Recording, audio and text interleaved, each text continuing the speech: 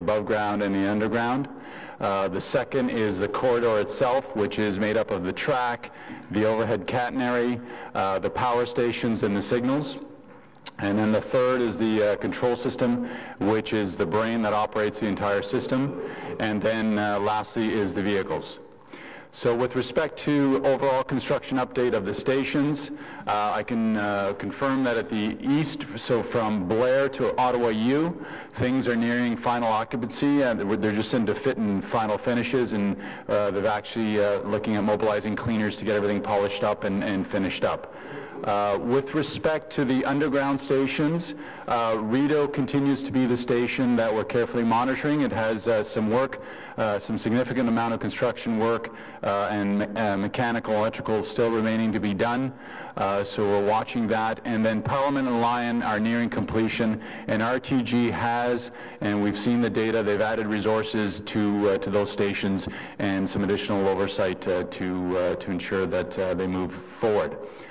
In the West, there's been good progress, particularly in the last month or so, with respect to those above-ground stations. So Pimisi, Bayview, and Tunney's,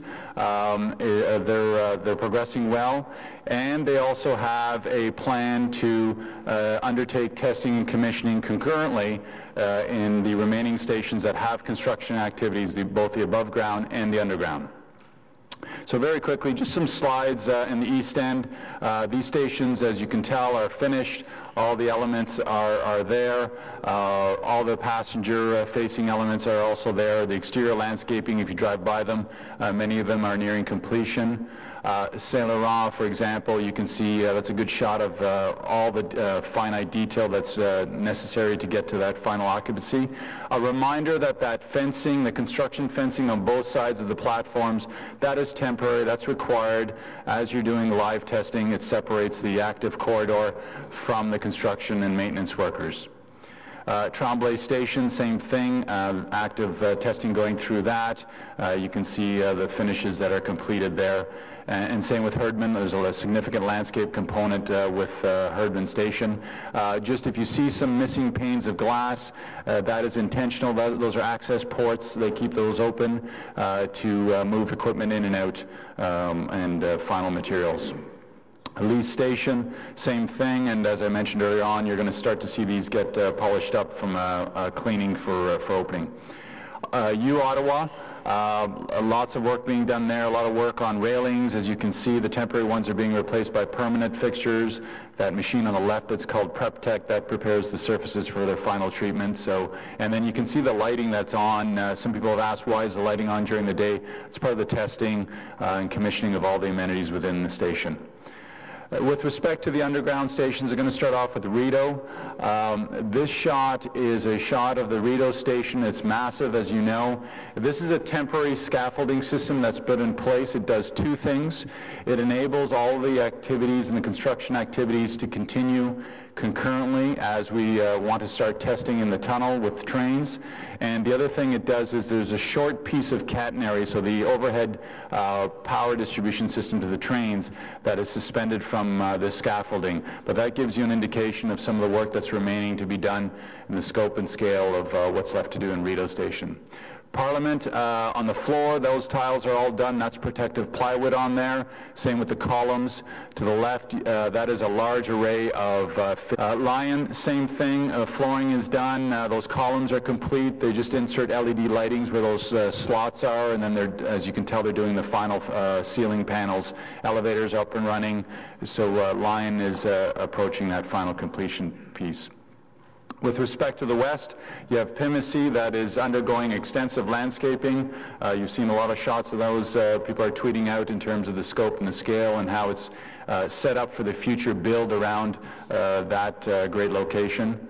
Same with Bayview, that landscaping that you see them working on, that was just last week, that's all been completed. And again, some of those open glass panels are for access for materials and final things that they need in the stations. Tunney's Pasture, you get to see the cameras there, some of the signage, the skylight that forms part of the artwork. And if you go by there in the evening times, you'll generally see two vehicles parked in that location.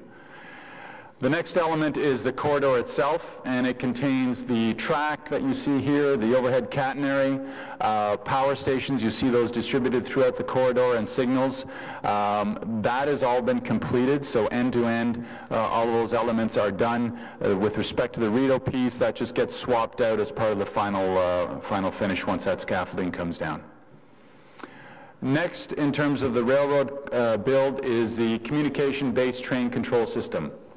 And it's the system that controls the train.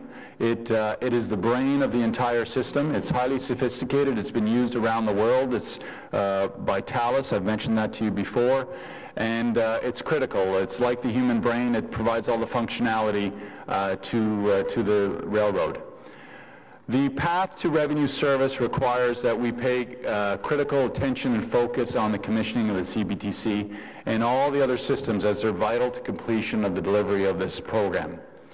It's hidden from view. I know the public can't see it, but it is essential to the safe, reliable operation of the system. And it's made up of the following components that all work together. There's the system and train controllers. So there's the overall system controllers, and then there's controllers within the individual trains. I'll show you a picture of that in a moment. There's what's called zone controllers. The network is broken into zones.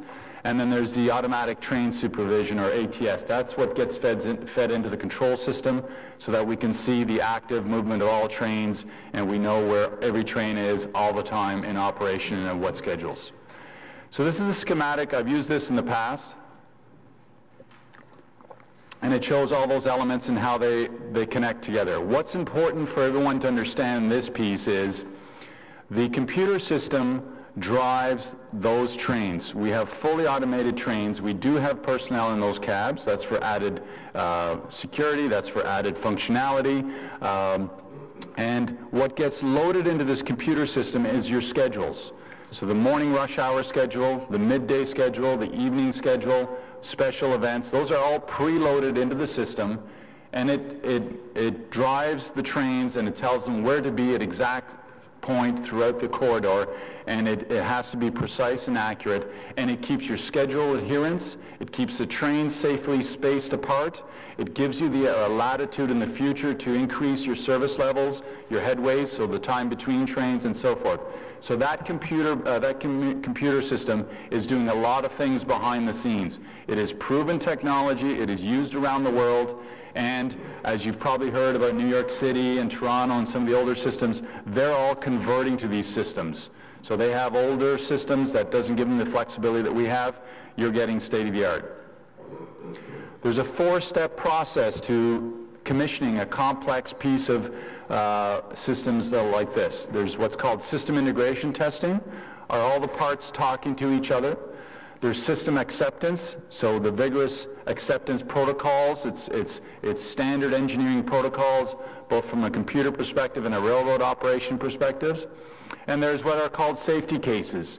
So you need to ensure that the trains can do everything that they're designed to do under various safety scenarios. And then there's trial operations. Now, the fourth element of the railroad is the trains, and that is what people see. They're critical. That's what carries our precious, most important commodity in this whole program. That's our customers. And, you know, we need to ensure that our customers get the trains and the service that they're paying for. So the trains and the CBTC system need to be communicating continuously throughout the entire corridor. They always have to be in constant communication. Unfortunately, to date, not all the trains are fully outfitted with this capability.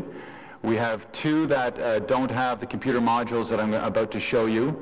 But once they are outfitted, obviously the trains go through the extensive trial running that I've talked about in the past, and we need to demonstrate the full capabilities, communicating end-to-end along the corridor. Now, this last point is important. The city requires all our vehicles to be fully tested and commissioned to ensure service can be provided to the level prescribed in the project agreement. That number of 34 is not a city number. The way this P3 worked is you provided the private sector the service level that we needed to move 10,700 passengers per hour per direction. You've heard me use that number over and over again. That is your morning rush hour on your current BRT. and there's always full capability to expand in the future. Proponents needed to come back and demonstrate to the city, based on those outcome service levels, how many vehicles they needed. So this is an RTG number. And the way the math works is the following, and I'll talk about double consists in a moment. We need 30 vehicles for the morning rush hour. So vehicle 1 to 30 is what we need to maintain our service levels in the morning. 31 and 32 is what is called a hot spare train. It's always on standby in the event that a vehicle goes down and you have a spare, no different than a fleet bus service. And then 33 and 34 are their maintenance spares that RTG has said, in order to keep your fleet of 30 going all the time, we need the hot spare and we need the maintenance spare. So it is their number, and we've been clear that we need all 34 vehicles. This is an example of some of the control systems in the train, highly sophisticated, a lot of elements to it, and each train has these components. Now the testing and the commissioning of the trains, in terms of the status there, we're able to move in that full automated mode between Blair and New Ottawa, so that's our test loop. We've been doing those tests. Along the western corridor, so Tunney's to Pimisi, the trains are electrified, and there's some testing underway there. You may have seen those movements. CBTC testing in the west has also commenced, and there have been some train movements in the tunnel. Now, the full CBTC testing of those trains in the tunnel is scheduled to start in the next few weeks. When we're in service, so in the morning rush hour, afternoon rush hour, throughout the day, throughout the week, you will see a two-car configuration. So those 30 vehicles translate into 15 trains in full service.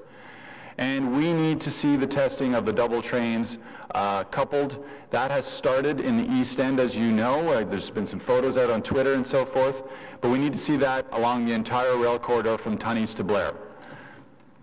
And to date, that has not commenced.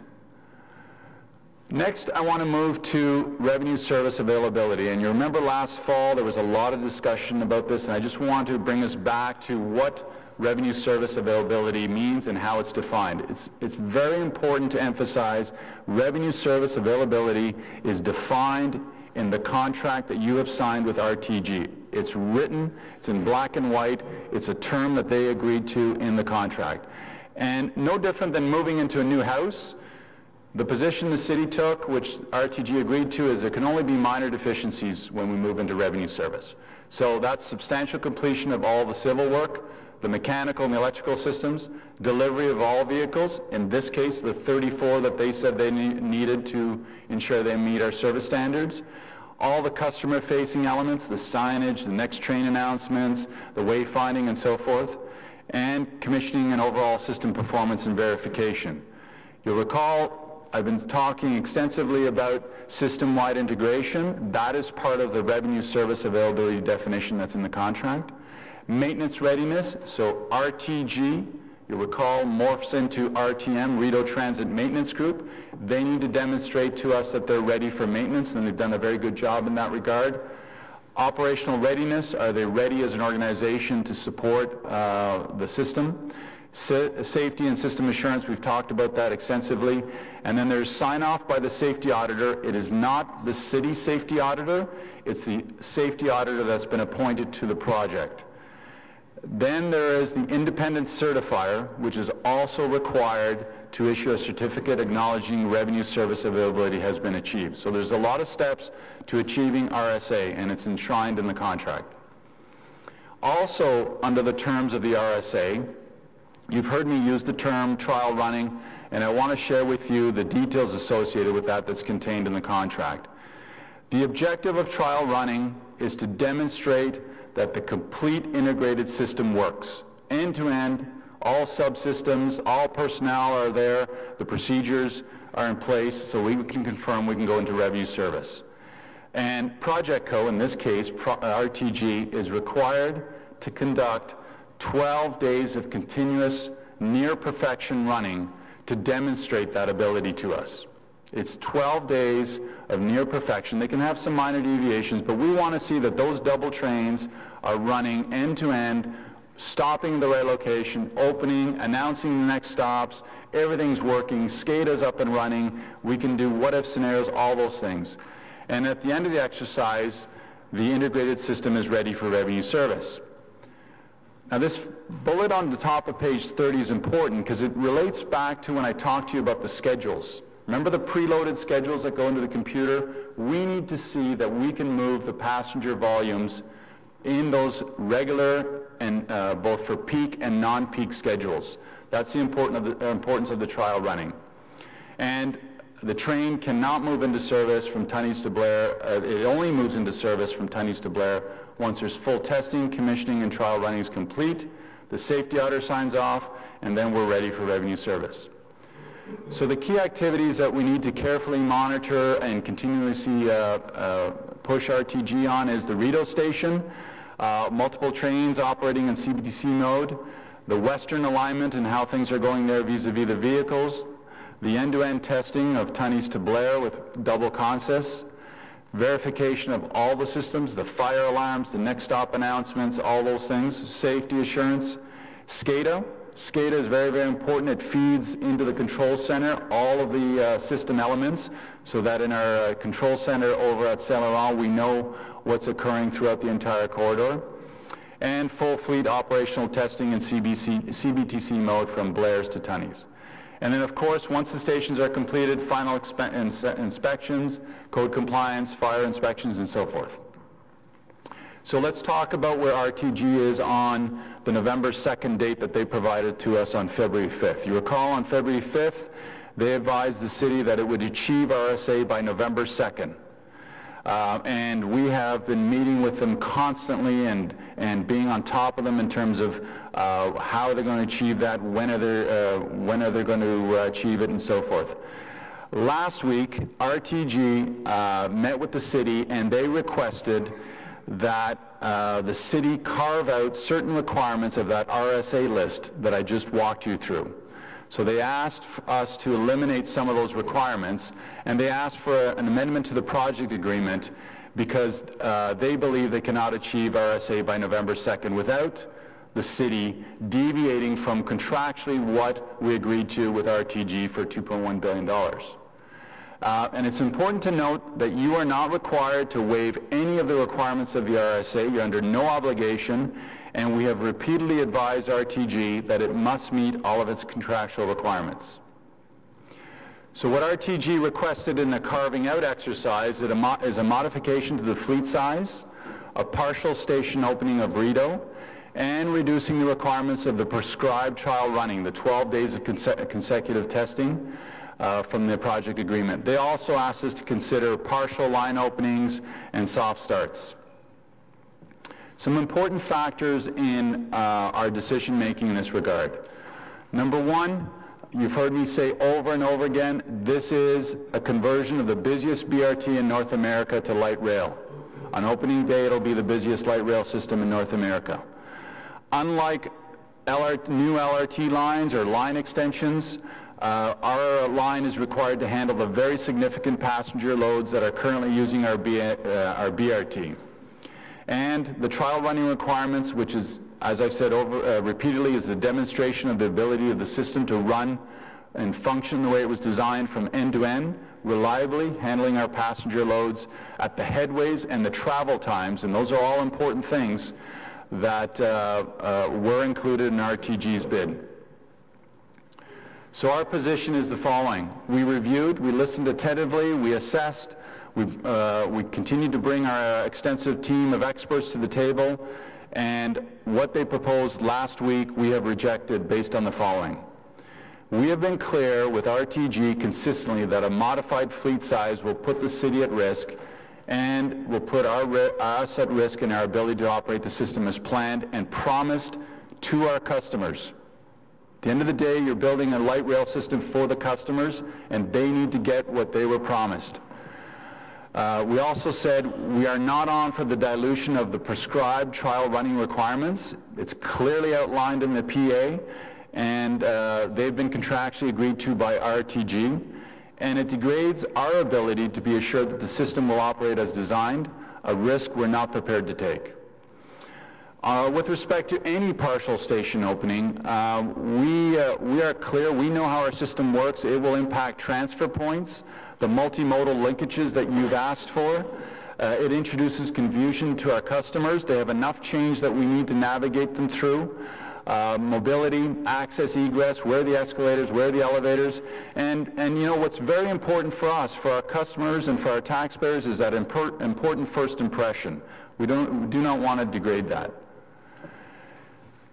RTG has been contracted to design, build, test, and commission the entire system. That is their obligation, and they're obligated to complete all those tasks, and we've been firm in our position that we will hold them accountable to its contractual obligation.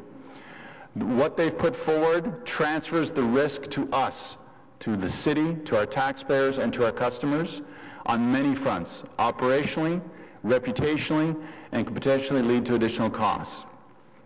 And with respect to the oversight, I can assure you that we have had extensive and rigorous oversight by a comprehensive team of experts, including rail, vehicles, railroad control systems, project controls, SCADA, and so forth. Mr. Cripps has assembled a team of experts from day one, and we've been overseeing every single element of the build and their schedules. In addition to those resources, we brought in an independent expert panel from across North America of CEOs, designers, constructors, and people that have operated these systems to ask us to assess the schedule and to conduct independent assessments throughout the project relating to revenue service availability. So you recall when RTG kept saying, you know, we can make November, we can make May, we can make May, and we called them out. It's through this oversight that we've been able to do that. Now, on the way home last Friday, I got a call from RTG, and they notified us that they've submitted a schedule, not a change in RSA notice, but a schedule that they now plan to achieve revenue service availability by November 30th. The preliminary analysis, and we have to do a deep dive on that, of that information provided by them late Friday, shows that all vehicles and testing commissioning would not be completed until the new year. That's our preliminary assessment of it. So despite that late Friday evening development and the request of last week, the assessment of when the city would be in a position to enter revenue service remains the same. If they do not achieve November 2nd, the liquidated damage fee of $1 million will be applied against the next payment to RTG. And based on the assessment by the city, its expert advisors, and the information that RTG just recently provided to us, the city is of the view that the LRT system will not enter revenue service in 2018, and the last independent assessment we conducted indicated Q1 2019. Now that's before we received the information late Friday. So, protecting our investments, we will continue to use every single tool at our disposal under the PA, including, I can assure you that all the remaining milestone payments continue to be deferred. We are recovering our costs under the project agreement, including mobility matter deductions, and the monthly service payments to RTM have not been paid out. And as part of the P3, the city has put in measures in place to protect the taxpayer. And these measures are part of the P3 AFP procurement model, which ensures taxpayers are protected, customers get the safe, convenient, and reliable world-class system they paid for, and RTG is responsible for the delivery of the system in accordance with the project agreement. So our priorities continue to be provide Ottawa with a safe, reliable, and world-class system, ensure that safety is the top priority, and protect the interests of the taxpayers, transit users, and all residents of Ottawa. Thank you, Mr. Mayor. Happy to take any questions. Great. Thank you very much, Mr. Manconi. Councillor Blais.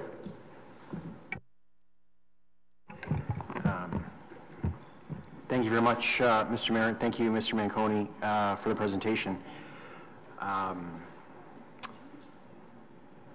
Certainly, I think this...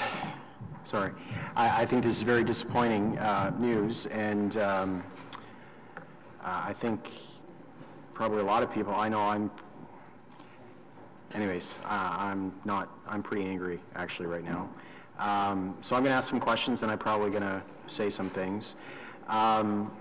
On August 13th, we got a memo outlining progress of the project from Mr. Cripps, and certainly it indicated that we had to continue to focus on certain elements of the project, but there wasn't any red flags or, you know, kind of big oh my gods in the memo. I read it a couple times very recently, and, you know, it said be cautious, but there wasn't a, oh my, you know, let's really be careful here. And so I'm wondering what changed from the 13th of August to last week or whenever it was when you found out this information. That's a great question. So what changed is the city did its job, and we conducted an independent assessment, as we've been doing throughout the entire build. That was completed on Friday, August the 17th. We saw some things we did not like. We spoke to RTG, and last Tuesday they came forward and put forward the proposal that I'm talking to you about, where they carve out the RSA. RTG has continued to hold steady and firm and fast on they will make November 2nd, and we called them out. We did our due diligence and said, sorry, we are not seeing the evidence, and as I've said over and over to them, I was not waiting to November 1st to come and tell you any bad news. So we saw the first indication in end of August. We forced them to come in. They came in and presented information. We did not like that, and then last Tuesday they came out with this proposal to carve out the RSA, and then Friday on my way home, I think it was around 6 p.m., they then subsequently gave me the updated schedule. And on the 17th of August, when you said we did the deep dive and learned that information, was that your group and Mr. Cripps and his team, or was this the third-party group that you've spoken about a few times? Third-party independent assessment team. Yeah. Same team that's been reviewing the entire project. That's the team that helped me call out RTG when I raised the flag on May date.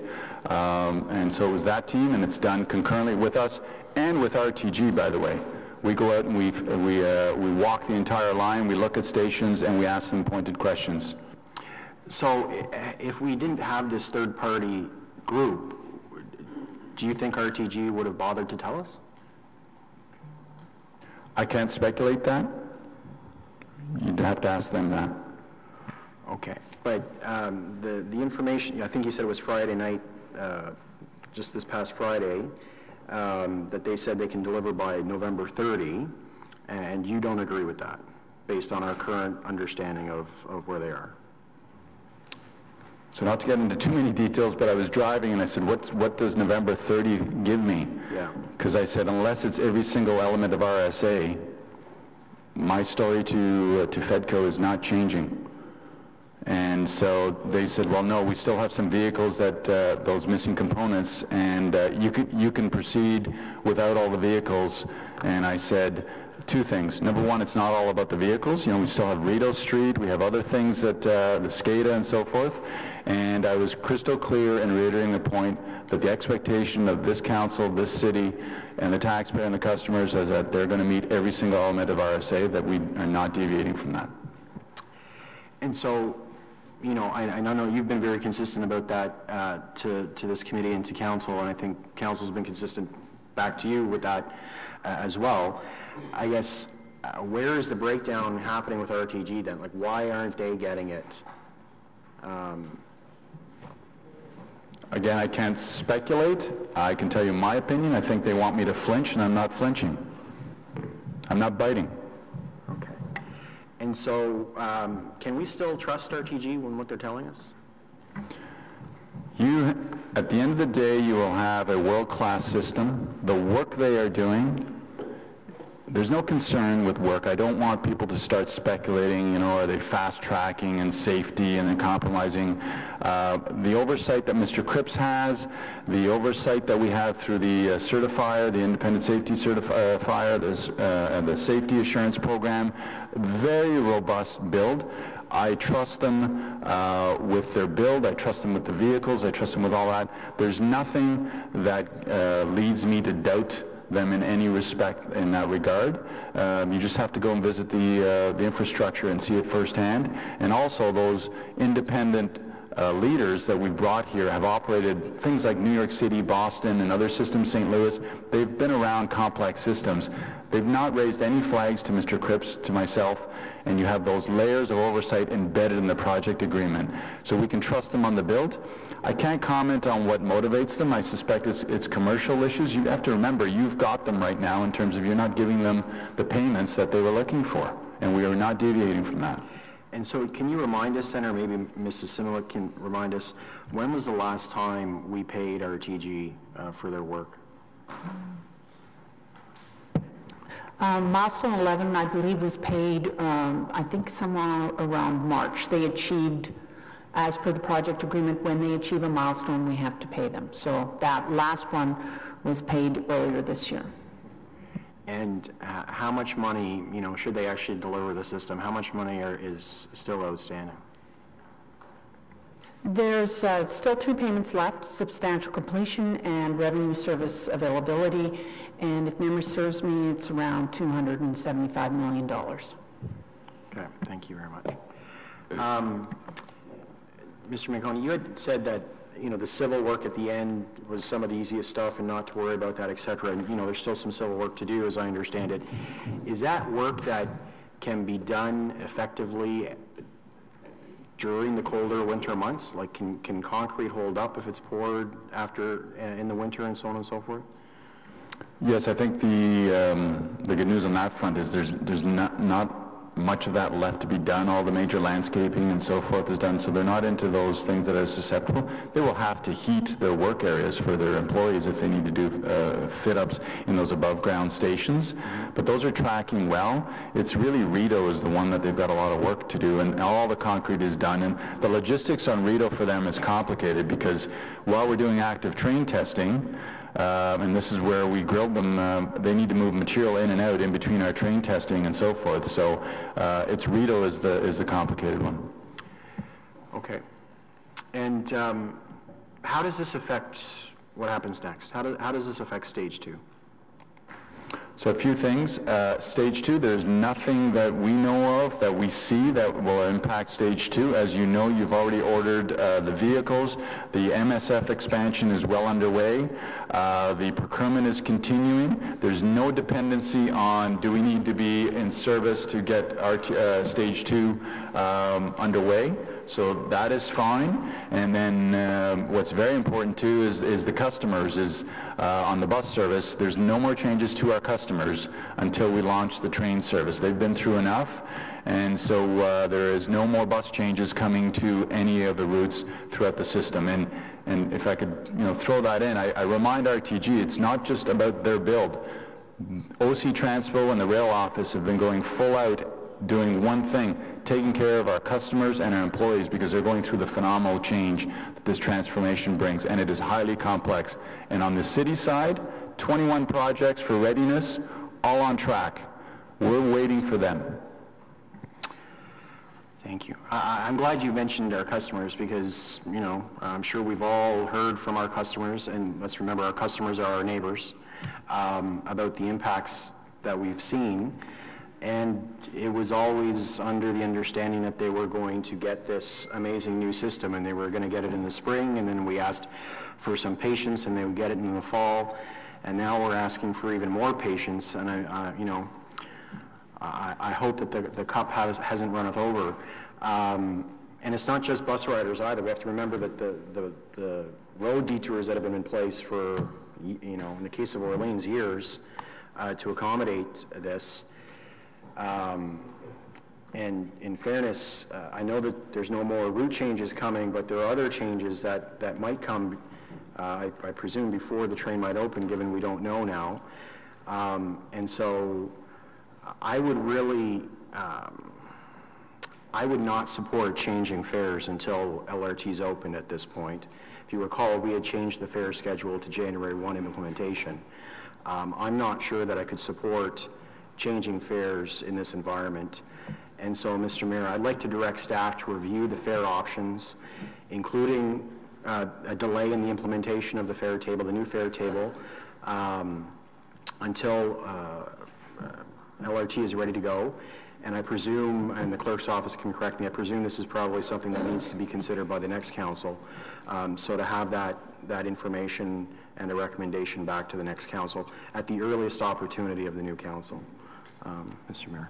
Okay, and I would also add that staff identify a revenue stream. Yeah, for sure. I think that's appropriate. Thank you. Thank you, Mr. Mayor. Thank you, Councillor Blais. Just clarify, Mr. Manconi, because I don't think we dealt with it specifically with respect to the trains, because for many months on our green, yellow, and red progress chart, the train system, or the physical trains tended to always be green, and there was a problem with parts that went missing, basically, and that slowed down the final component. Can you explain what happened?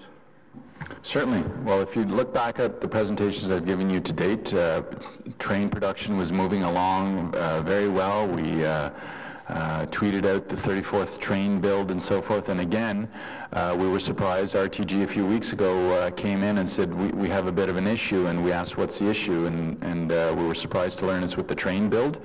They had parts that went missing, and it was a range of everything from the actual hard parts on the train. They were able to, Alstom was able to either remanufacture those parts or get suppliers to reroute components to them. What's missing right now are two critical computer systems that go into the computer modules that go into the last two trains. And they're provided by Thales, so they're in contract with OLRTC, so the city does not own that risk. We do not get into that space. You did a great job of giving the vehicle risk to the proponent, otherwise you'd be into a debate with Alstom right now. And they are trying to either get those parts manufactured or find them, and I'm a little dumbfounded as to how we can't get two extra computer modules, and I'm not telling you anything I haven't told them, that A, we're extremely disappointed, and B, get the parts. On the financial risk, you mentioned the $1 million that will be deducted from their compensation. I also understand that we will hold back any of our incurred costs as a result of the delay. Is that correct? That's correct. We, as you recall, we balanced the transit budget, so it's a net impact of zero, and that's through the holdbacks of the RTM maintenance period and also the continuation of the levies that they're charged for detours. That continues, and we're going to continue to do that, and the city manager has given us direction to, we're not sending them an invoice, we're deducting that from the milestone payments. Great. Thank you. Councillor Aguilar, please. Thank you, Mr. Mayor. So a couple of comments and questions. First of all, you know, I have a lot of sympathy for the remarks made by Councillor Blais and the direction that he's given to review what we might be able to do for our customers. I fully support that. I think that's a discussion that we need to have, especially if, as you seem to suggest, Mr. Manconi, that we're not going to get service on November 30th. We're probably not going to get service until sometime in 2019.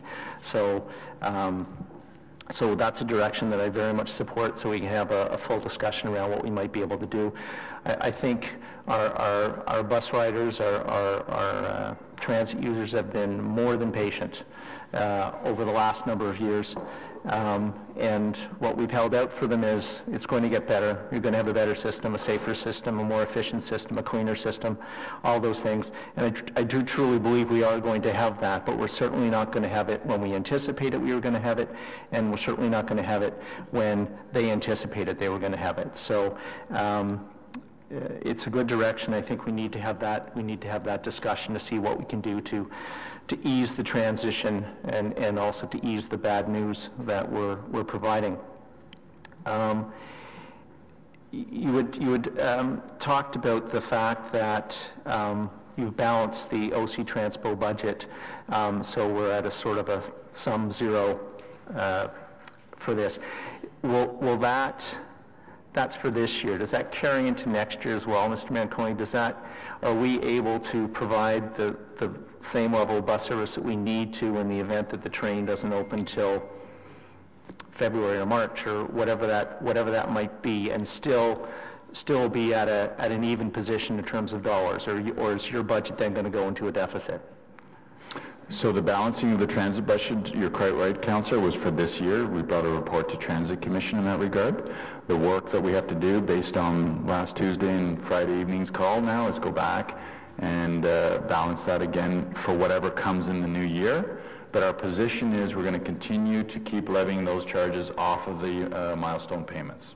Okay. And we cannot change, and I'll use the word very carefully, degrade or impose more on our customers, and RTG knows that. So we're continuing with what we've got in terms of the service.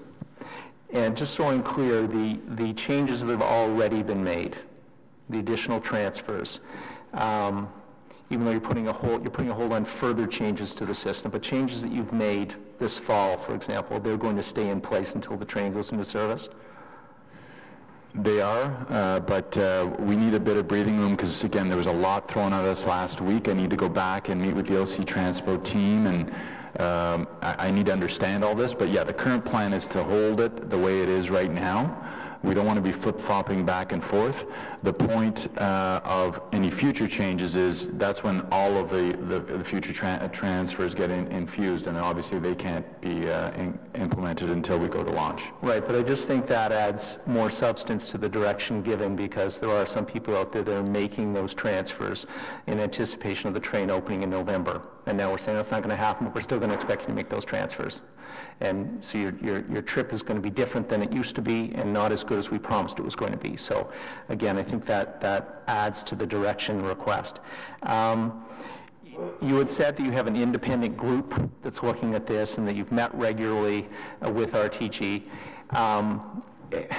So then that begs the question for me, why didn't we know? If we were on top of them, as you said, if we were meeting with them regularly, is it a question that RTG is not telling us everything? Is it a question that we're not asking the right questions? Like, how do we get to this point if we're having these regular meetings, if we have these oversight bodies, as the experts from New York and Boston and everything else looking at the system and looking at the development, and yet we're finding out that it's not going to work on time. And we're finding out in as to say, if you go back to the August memo, everything seemed to be mostly fine. No real red flags, and here we are less than a month later, and there's a lot of red flags. So how do we get there? Well, I won't comment on what RTG is telling us and not telling us, because I can't speculate. It would be wrong for me to do that. I can tell you we have not been wrong to date. I think RTG would have hoped that you would have been sitting back in May waiting for that train to go. I think they're not used to a client that is as insistent as I am in the regard of we're not going to flinch and deviate. And I think if there's any part of the equation that perhaps gets lost in the optimism to get this thing built, is that we need to be perfect on day one. There isn't another comparator of this system where full loads transfer over on day one. So where in other builds they may have had clients that are prepared to do soft openings or one less entrance to a station and so forth, we can't, because you're busy, you're transferring all those loads live on day one. And so does that get lost in them sometimes when they're looking at the commercial bottom line and so forth? I don't know. I can't speculate. But we wouldn't be here if we didn't have the independent assessment team and the oversight. We'd be waiting for November 2nd. So we've got that in place now, and we're still find ourselves in certainly a situation we would prefer not to have been. What can you say to us today that you're taking steps to have additional safeguards so that we don't find out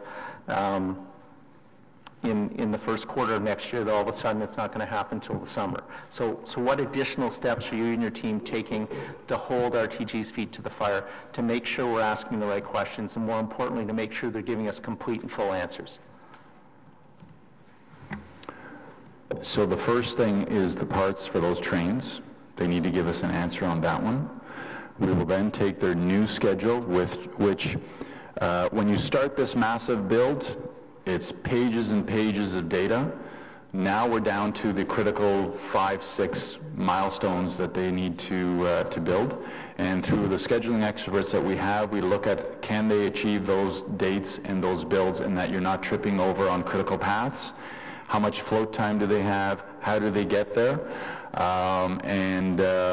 So we'll be back in the room looking through all those elements and asking them those questions, and they have to give us the evidence on how they get to whatever date they're choosing to pick. I can tell you verbally on Friday, I told them unless all of the RSA elements are in there, November 30th doesn't mean anything to me. So, and you've said that a couple of times, and I know you don't like to get pinned down to dates, and I understand that, but can you give us some sense of when you think the train will be in service with what you know now? You're quite right. I will not give you a date. I'll say the same thing I said last time. I can't guarantee you a date because it's their date to manage. But what I will tell you is that we're going to hold their feet to the fire. And our hope is that we can launch this train in Q1 of 2019. That is the objective that we want to get to, knowing what we know now. But perhaps things change after today. You know, I'm sure they're going to be looking to us as to what we're saying to you today and what the response is, and it's non-negotiable. We need those trains and we need those parts found. So they may miraculously show up with parts and things may shift. We want the train in service just as much as anybody else. We want the pressure point, the issues, the stress over on our customers and our staff. You know, I have to go back and talk to union leaders and talk about the layoffs and so forth. There's a lot of things that we, the city, have to do as a result of this. And so the sooner the better, and it is our full force that we're going to hold their feet to the fire. And I know that the city manager continuously has had my back on this, and I can assure you that RTG is going to be hearing from both of us about next steps.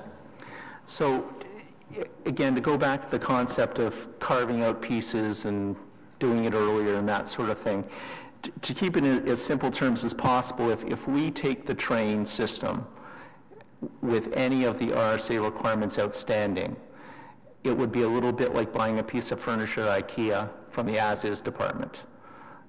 You can't bring it back and say, I found another ding, another scratch. We're done. Is that a fair way to sum it up? Here's my analogy on it. It's a great question. Assume you and your spouse want to build a house. You go to a builder. You say, I don't know anything about houses. Here's the size of my family. Here's what I want to do. Here are some of the amenities I want in that house. Come back and give me a price and a date as to when I can move into that house and it's fully complete. So they come back and they say, based on your family size, based on your amenities, you want an office and so forth, you want Wi-Fi, you want great appliances, we're going to build you a 4-bedroom house. And here's your move-in date. Move-in date arrives and they say, and you go in and you say, well, the 4th bedroom's not available. Well, don't worry about that. You don't need that 4th bedroom. Well, what about the power in the kitchen? It's not fully there, and some of those state-of-the-art appliances I wanted, and the Wi-Fi is not up and running. Just take that. You'll be fine. That's the analogy I bring to it. You asked for a 4-bedroom house, fully equipped, tested, commissioned, ready for you to move in, and you went to an expert because you didn't have expertise in building a home, and you knew you gave them your family size. In your case, it's the customer volume. They gave you the design. They gave you the price fixed. They gave you the testing and commissioning, and they said, when it's done, it's yours. The only thing you can come back and talk to us about is the odd scratch or the odd touch-up paint. And in this case, it's defined as minor deficiencies. Not a missing bedroom, not missing appliances, not Wi-Fi that's not working, and so forth. And we have had minor deficiency discussions with RTG, and we've been very fair, very reasonable, because we do have a great legal team that reminds us, you got to be reasonable in these things. Okay, thank you. Thank you. Councillor Harder, please. Thank you, Mr. Mayor, and as Councillor Egline knows, I wrote down a lot of questions, and fortunately a lot of them have been asked, so I'm not going to repeat that. But building on what you were talking about as far as the staff, because as we know, I know many of the drivers have been talking to me about, their notice and stuff like that. I mean, I'll be interested for that update, because I think that's critical, whether we're going to have people that are going to be available that haven't found something else to do and made a commitment, when they were anticipating leaving. But my concern on that as well is we haven't likely been investing in our fleet because we anticipated not needing as many of them. So from things, everything like winter tires to, and absolutely we need that with the fact that now we're not going to be finished really until we're likely into the deep of the winter. But my concern is, are we going to have the fleet to support the current system? Yes, you do, I think, it's people and the fleet. So on the people, we will work with the union leaders who have been very, very good with us, and we'll move that. And, for those unfortunate employees that got a layoff notice, that date is going to change into the new year. And we may go month to month or something like that. We'll work with the union to sort that out.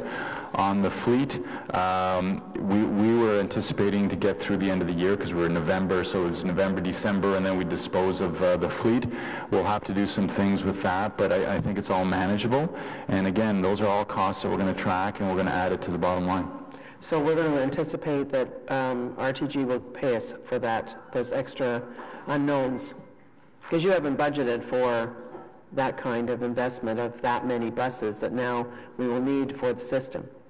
So you're fine on the detour cost because it's an hourly all-in rate. I think some of the things that we need to do is we'll be very selective on, we're deferring some of the maintenance on those vehicles that were non-essential, a seat that's ripped and those types of things. So, but if there's anything that we need to do to continue beyond December 31st, we'll certainly track all that.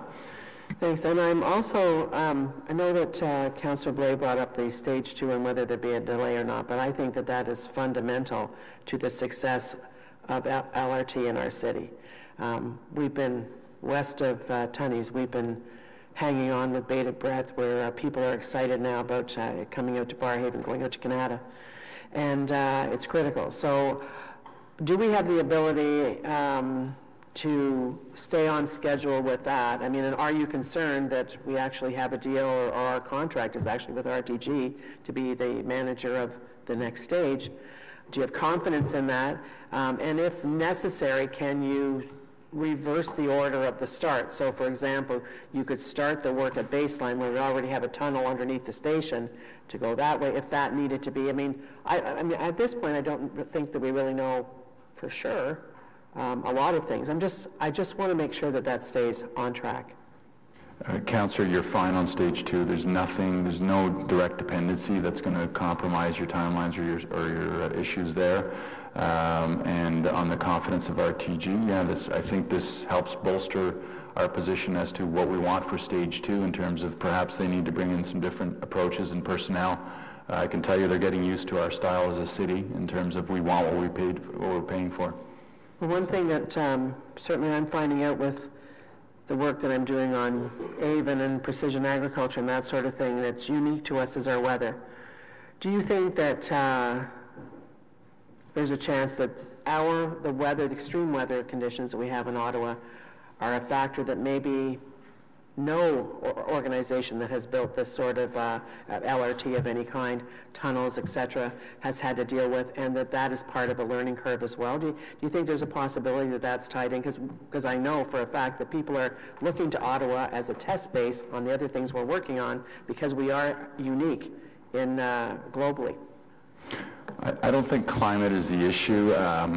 I think we need to remind ourselves, and I'm not defending RTG, but I'm sympathetic to the following. They did have a massive sinkhole, and to their full credit, they did a phenomenal job of responding to the restoration of that, and it's an engineering marvel what they did there to get that tunnel reconstructed and the issues there. Again, I'm not speaking on their behalf. This is John Manconi observing. In hindsight, should they have taken some time to assess, could that have caused some of this delay? I don't know. But the weather, I think there's a bunch of offsets that gives them advantages, such as we've got a dedicated right-of-way, so they're working, unlike some of the builds in Toronto and so forth. They're not in mixed traffic, they're not shutting down businesses. They are detouring buses, but they've got a dedicated corridor, so that's much easier for laying track and catenary and so forth. So the weather, contractors are used to the weather, and Ellis Don is doing some of the major civil on the stations. They're used to cold weather climate pieces. So thank you very much. Okay. Councillor Deans.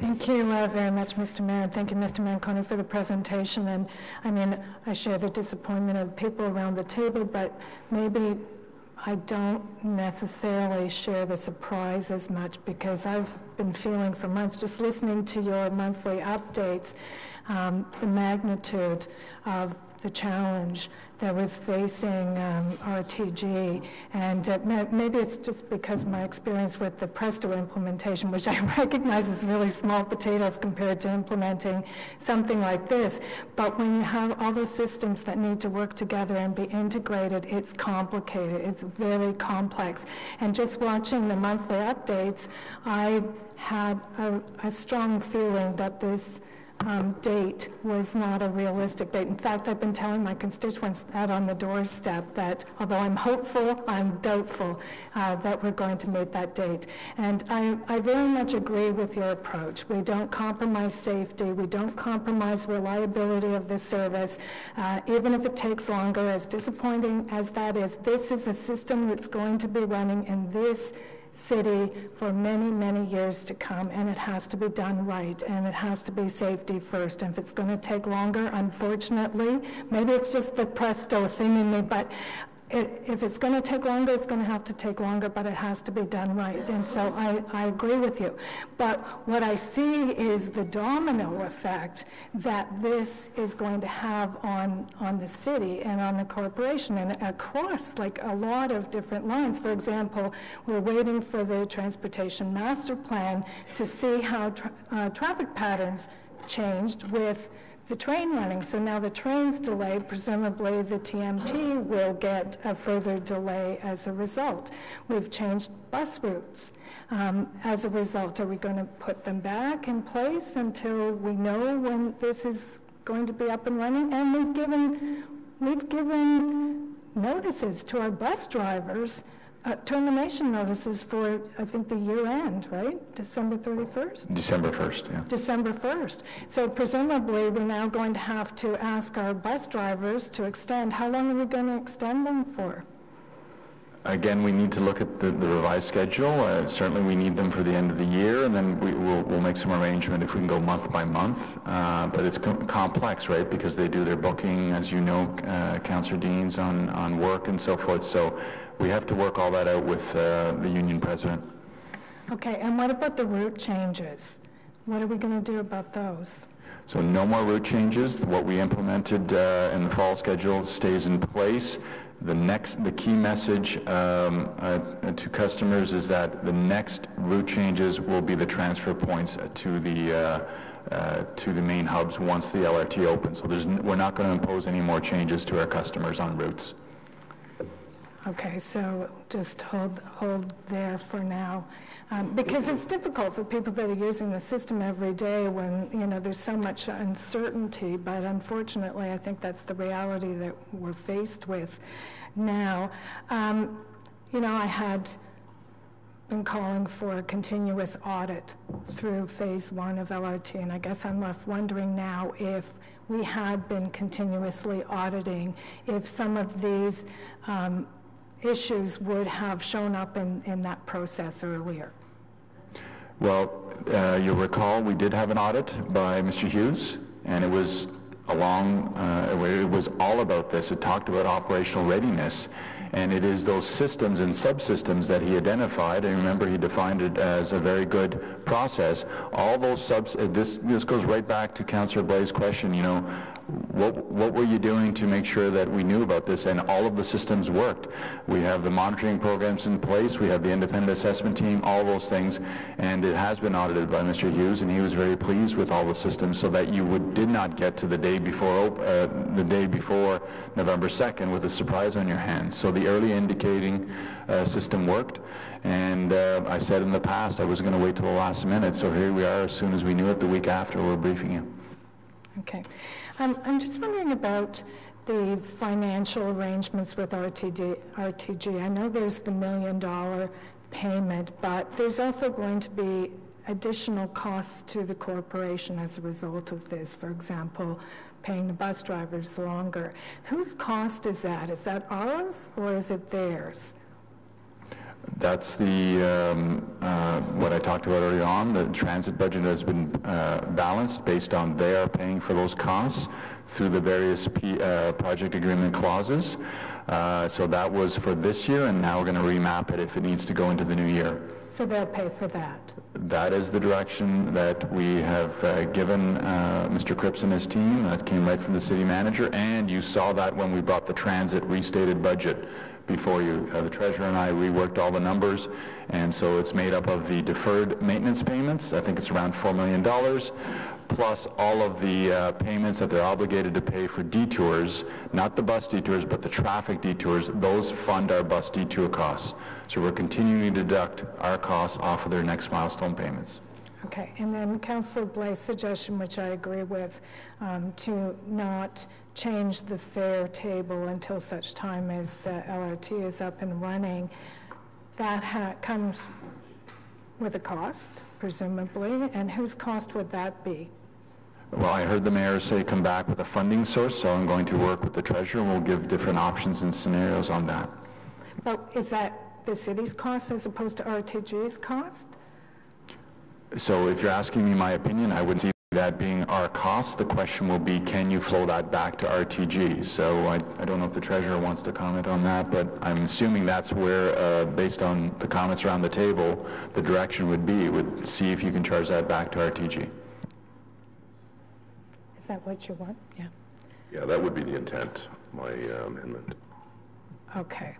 Okay, so that would be something. I think what I would like to ask for is for the treasurer to prepare for members of council a financial implications document that would look, where you would outline the payments that are being held back and the additional costs that the city is anticipating as a result of the delay, and have that all in one place, and we can have a better picture of the costs and the potential for recovery of those costs. Is that something that would be reasonable?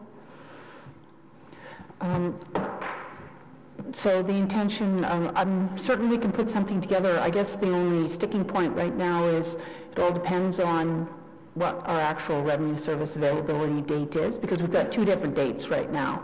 Yeah. Ours and theirs, and so we'll put something together. And when would you put something together, like on their date, and then also the longer it goes on, you know, how that builds.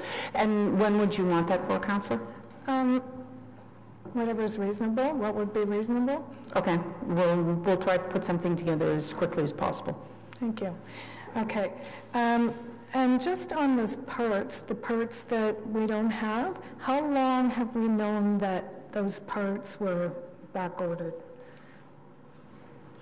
So they confirmed last week that they could not locate those parts. They indicated to us a few weeks ago, I'm going to say 3 maximum, I don't have the exact date in front, but it was weeks ago that they had an issue with the vehicles and that they were missing parts, but their position at the time to Mr. Cripps and I was they were confident they had a plan to either acquire the parts, find the parts, or defer other train orders and get the parts. So they left us waiting for a response, and then we basically pushed them on it. So they found everything but those computer modules that I talked about, the Talus computer module. Okay, and just one last question. I had heard, you know, I always say the tunnel talks, but I had heard from just through the grapevine that there's an issue with the power source, and once there's a power outage, we're having difficulty getting the trains up and running again. Is that the case? No, the power issue in the stations is, I believe, Mr. Cripps will correct me wrong, some of the stations were being fed from other transformers, so once there's a bridging of power, and Rideau Station is the final one to have full power, but as you can tell by the photos, there's electricity in that. There were some final connections that they needed to do, and I believe all the power now is 100% through all the underground stations. Okay, thank you. Those are all my questions. Thank you, Councillor Deans. Councillor Chernishenko, please. Thank you. I'm just going to say no one could be more disappointed than me and members of council, but I think to be more accurate, no one could be more disappointed than the many people who have suffered through, endured, patiently put up with the many delays that have been caused throughout this construction period, and many thousands were looking forward to that. So naturally, we're all, I'd probably say all of Ottawa is disappointed today. That being said, though, I want to thank you. I want to thank you for two things. First is for being as candid as you are, because it would be no surprise to anyone today if I were to say we're in an election period, and there would be nothing more tempting than for you to delay this announcement, to somehow find a way so that all were so disappointed in November after the election's over, no one had to go out on the hustings and talk about the delay, one more delay. But I think that would have been doing a disservice to everyone. I think it naturally would speak to your own integrity if you were to do that, and it would be just too tempting to us to, fluff that for a while, and then, as I said, those of us who were back in November say, "Oh, isn't that a shame? We didn't know." We do know, and I'd rather know, and I would rather that we all know, and we go out and talk about. Are we better to move forward honestly with this delay and ask the question, do we put safety and quality of service and opening the system that it's meant to be a couple of months later now than the compromise system that has been proposed to you by RTG, if I understand that.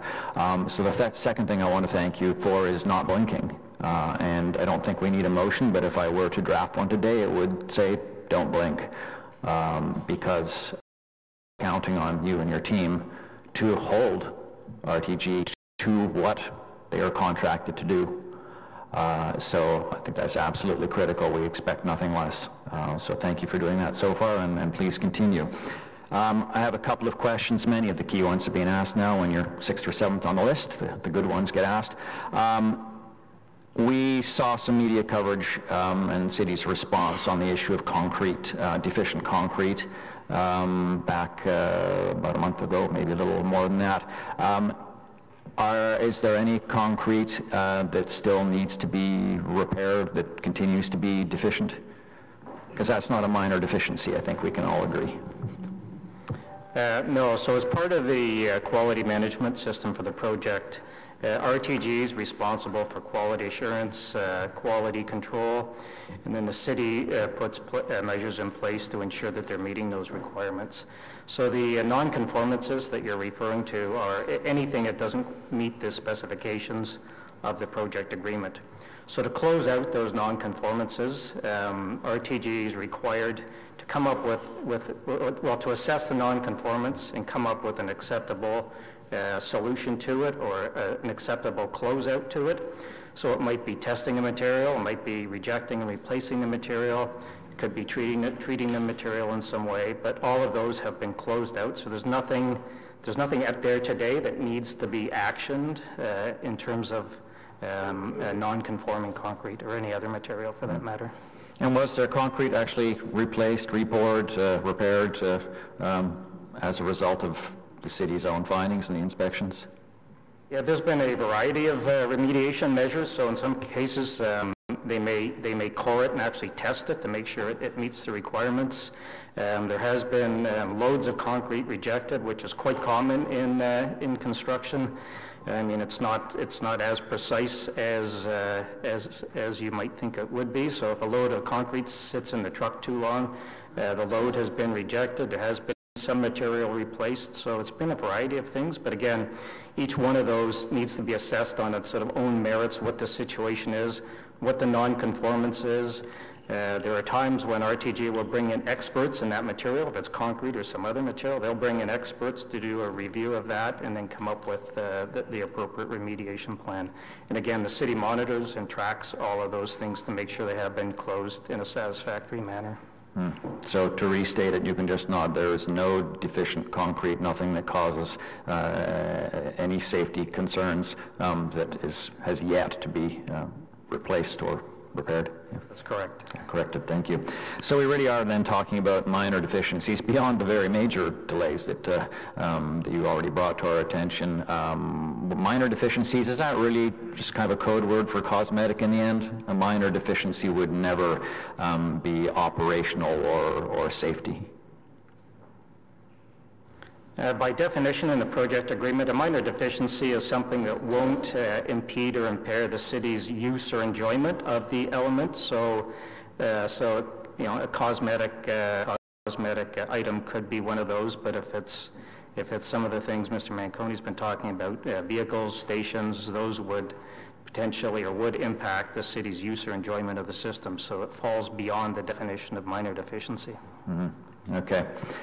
So like the system to be perfect the day it opens, and even those scratches and blemishes that are cosmetic to have been repaired, that's something I might be willing to compromise on in a very small way, but absolutely not on the kinds of things that you identified, on the number of vehicles, on the number of bedrooms in the house, and whether there's Wi-Fi, to use your analogy, Mr. Manconi. So we entrust to you not blinking and holding to that, and of course keeping us up to date should anything change. Great, thank you, Councillor. Councillor Hughley, please. Thank you, Mr. Mayor. I want to pick up on what some of my colleagues have been asking about for the missing parts. Is this, the computer modules, is this something that in the wrong hands, they could use that to access this system? No, it's a module that goes in, and you'd have to have all the other elements of that schematic that I showed you to work. So there's no security risk to these missing parts for the system? No. Okay, thank you. That's a good relief. I agree with my colleagues that when this system does start, I'd like it to be fully tested and make sure that we're not going to get into breakdowns and, you know, shutting it down for weeks for service and trying to move everybody back to buses. I think we've asked so much of our residents to have patience while we get the system going that I really want that first date to be solid. And so I appreciate what I'm hearing from you today, that you are pushing back and standing firm on that position with people, because I can tell you, I've talked to a lot of residents. The majority by far are understanding that you're trying to get a world-class system running here, but there has been impacts to their trip. We're hearing about, you know, 15, 20-minute longer commutes and you know, a lot of disruption, especially in the winter. So going into another winter on those buses, I'm sure no one's looking forward to that. I think you've given us a lot of information here today that the majority will understand that it's necessary to delay. So thank you for that. I hope we have a means to communicate that to the riders as well, to make sure that they know some of the fact that you're not going to make any more changes. And if we do this thing to hold off on the rate increase, I think that'll be some good news for people. So thank you for that. Okay. Thank you, Mr. Mayor. Thank you, Councillor. Conseil Monette, s'il vous plaît. Thank you, Mr. Mayor. I guess not surprising, everyone is a bit frustrated about the news. I guess what I find surprising is you mentioned that there's no effect on phase 2. When we're looking at moving forward with contract being awarded, design plans for phase 2, with work possibly expanding to April, how can this not have an effect on the timeline for start and completion of phase 2? That's a great question, because your early works on stage 2, you're not connecting to the live network at that point. You can start all your civil work and so forth, and there's no dependencies from stage 1 to stage 2.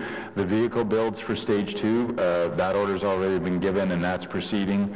The maintenance and storage facilities, so we can house all those vehicles, that's almost done. So there's no direct connection to being in service. When you get into the final testing and commissioning phase of stage 1 and stage 2, that's when your live connections become very, very important, and that's down the road, obviously. Okay. A bit disappointed. You mentioned that the bus routes will not be changed, and that's good news that the bus routes will not be changed right now. However, you're not looking at going back to the changes that we made on Labor Day. A lot of residents have expressed that they have had to use more transfers. It's a longer route, it's a longer walk. We're going through winter time before we see the completion of phase 1. A lot of these residents were quite happy with the service that we were getting before and are not very happy with the changes that have been made. The changes were made to start of November and preparing for November. Would it not be better to roll back those changes to say March, right before we're anticipating the startup of phase 1? It's a very good question. Route changes are one big complicated algorithm that takes between 6 to 8 months to map out. Because we do run it through the commuter simulation to get all those run times. You have to take it through booking operations, you have to do your bus fleet count, you have to match up your operator count and so forth. So the issue is, and this is why the information from RTG is important, and this is why we're going to be relentless in reminding them that we've got operations we need to balance on our side. Imagine if I unpack the route changes only to be caught midway through and then have to repack them. So A, I won't have enough time to unpack the recent route changes, and then B, if they do make Q1, we will repack. So we're flip-flopping back and forth to our customers. So it's that balancing act. So, Councillor, I don't have an answer for you today, but the current position, based on what I know, is it would be bad to flip back either all of those route changes or some of them, based on what I know. I have to assess all of that. And I don't even know if I could do it in time by when to do that algorithm to get all those things done. So it's a very valid question. I understand the concern. I hear the complaints about those that got impacted, but I don't have an answer for you today on that one. The current position is, my recommendation is hold the line on where we are. Let's see where we're going, and we can assess then. Okay, well, what I would suggest is that Transit relook at that, and I think you're ready to have that discussion. I don't think it would be too comprehensive to roll back, because you already had a process in place right out of Labor Day, which was just a week ago, where everybody was used to the routes and everything. It's just a matter of getting the information out to the public that we are going back out of convenience for the residents during the winter months, and we will institute these changes that we had, as an example, on 38, closer to the startup. Anyways, that's a suggestion. I don't sit on Transit, but I hope that discussion is had. One more question is, what type of penalty will be charged to them for being late a second time? So if they don't make the date, the $1 million penalty gets deducted from their next, it's a liquidated damages payment. And then, of course, they are not getting all of those multi-million-dollar payments, so their bottom line is being impacted. They obviously have to go get funding from their short-term lenders at higher interest costs, so there is a direct cost to them in terms of their, obviously, eroding into their profit margins or whatever. We don't have eyes into their books, but that is the other impact to them also. And I would also say reputationally, I can sense the tension in the room, and they've heard my frustration on where they are. I do have one final one. We mentioned about the schedules of drivers being let go and so on. Have you had discussions with the union, or is it too early in that phase to have that discussion with the union to say, listen, we will need the drivers for an extra 4 months, and what does that entail for moving forward that way? I have the 3 union presidents on standby because I told them I would be calling them after FEDCO. They're learning about this information through this forum. I always inform council first. We will use our positive labor relations that we have with those union presidents, and I am concerned about staff. They've been working very, very hard, so we need to take care of them also. Yeah, it's the reason I ask is, a lot of these drivers had a date, a final completion date sort of thing. I'm sure some of them had found alternate employment. I'm sure some of them had looked at alternate plans. Do we have any plans in place if, say half and them say, no, I've already made plans, sort of thing, to move forward? I think the ones that were going to leave would have left by now, and we're not seeing a mass exodus. Remember, and we've met with every single one of them, the 320, whatever that number is. We gave them a piece of paper when they joined over 2 years ago saying you might be let go. Yeah. While this is frustrating and change, the positive to them is you're sticking around for a bit. And we're giving them support. We've got all kinds of infrastructure in place to help them out, including looking at alternative employments. We've other agencies that have said when they're done, ship them over and so forth. But you do stand by people that you can, if there are people that leave, that you can replace them with?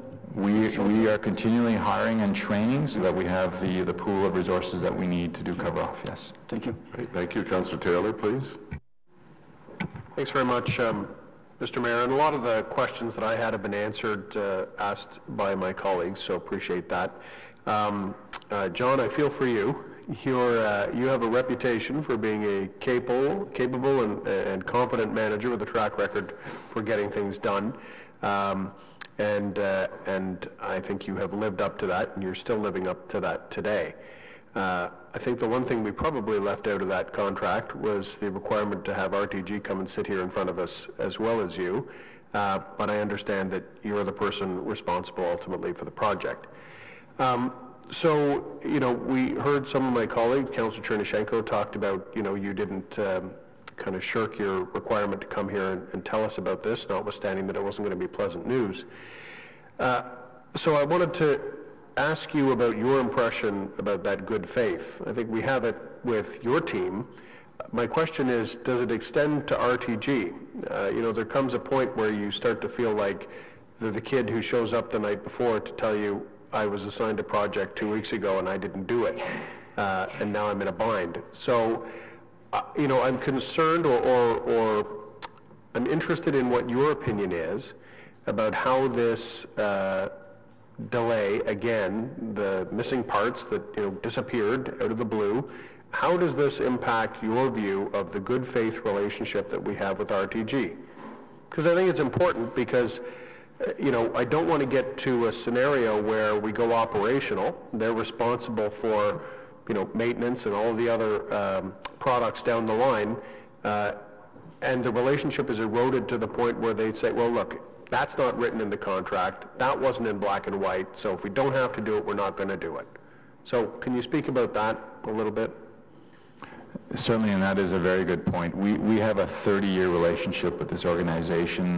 They transformed themselves to RTM. I can guarantee you that the relationships are professional, courteous. Am I frustrated at some of the elements? Yes. I think they're doing what commercially based organizations typically do. They're looking as to whether or not there's any latitude on the client. They are not surprised by what I'm telling you today. I spoke to their CEO into Friday, Saturday, and I told them, I just want to make sure, is there anything I've got wrong here? So there's no, after today it won't be, oh, no, that's not exactly what we meant. I literally walked them through, this is what you're proposing and this is our position. We have very good relationships. Mr. Cripps and his team have a phenomenal relationship with them.